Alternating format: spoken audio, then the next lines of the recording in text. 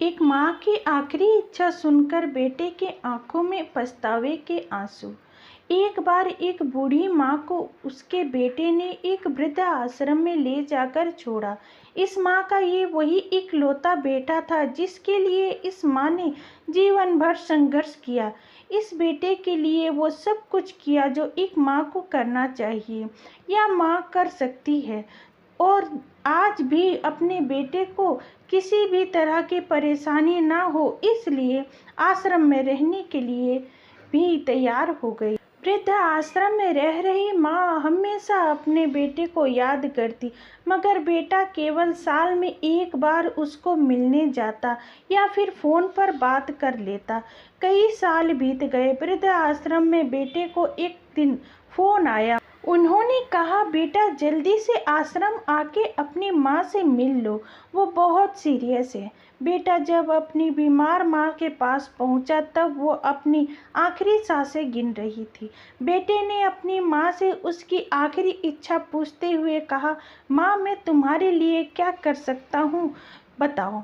माँ ने कहा, बेटा इस आश्रम में गर्मी और मच्छर बहुत ज़्यादा हैं, यहाँ पर कुछ पंखे लगवा देना।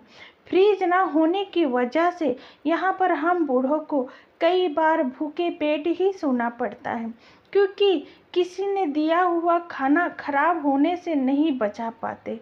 तो इस आश्रम के लिए एक दो फ्रिज भी खरीद कर दे देना।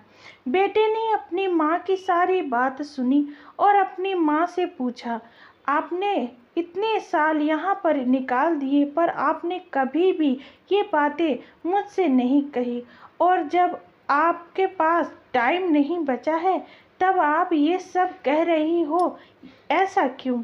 माँ ने बेटे को जवाब देते हुए कहा, बेटा मैंने गर्मी भूख पीड़ा सब सहन कर ली, लेकिन मुझे पता है जब तेरे बच्चे तुझे यहाँ छोड़कर जाएंगे तब तू ये सब सहन नहीं कर पाएगा।